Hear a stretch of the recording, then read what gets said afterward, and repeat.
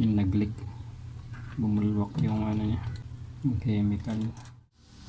Yan, nantala yung paglalabak, nasunog yung capacitor nitong washing machine, nag-overheat. Yan, kaya kung naglalaba rin kayo tapos may naamoy kayong sunog tapos umuusok, ito yun, capacitor, yung nag-leak, bumulwak yung ano niya, yung chemical. Subukan ko to ayusin, tapos bilang ko lang ng 2 capacitor. Mukhang prone talaga sa overheat tong capacitor kasi ito naman pinagsama na yung dryer sa wash. Meron na palang value dito, yan 4UF to, tapos ito 10, yan 10 saka 4. So dito yung diagram, yung diagram nya, yung ano daw yellow sa motor ng wash motor, tapos yung brown gray sa spin motor. So bilang ko siya ng capacitor, separate na capacitor na bilhin ka. Hindi ko lang sigurado kung dahil dito sa linya ng ano namin maliit na wire lang kasi baka kayo nakakapos ng bigay ng kuryente kaya nag-overheat. So subukan natin ayusin. Yan, ito yung nabili kong capacitor, TX parts yung tatak. Yan, UF saka UF. So yun siya, ito yung 4UF. So kapit natin, problema ko lang saan ko tilalagay, naluwag so dito ko na lang yan pahawak. Yan, yung pwesto ko na lang, tapos kapitan ko ito ng cable tie, tapos pakapit ko dito, hinangin ko lang ito, tapos lagyan ko ng yung cable tube.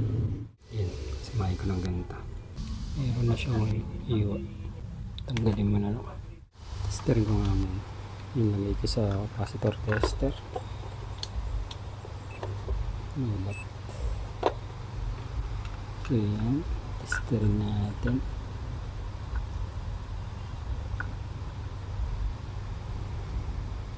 Yun, 4.4 to.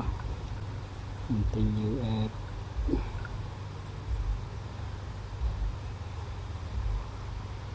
yun, 10.2. So guys, click natin. Tagil ko din ito na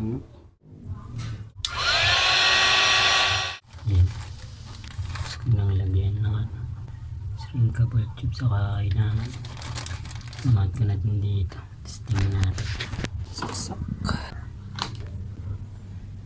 Wala, natapos na tuloy itong labahin ko. Yan natin kung usok pa.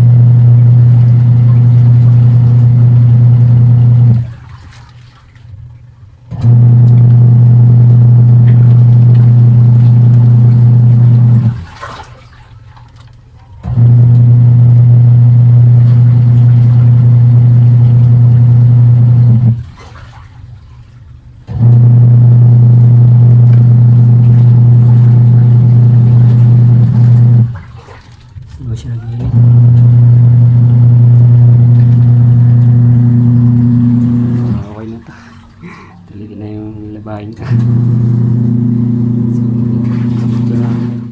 So, lumakas din ikot ng ano nito, motor.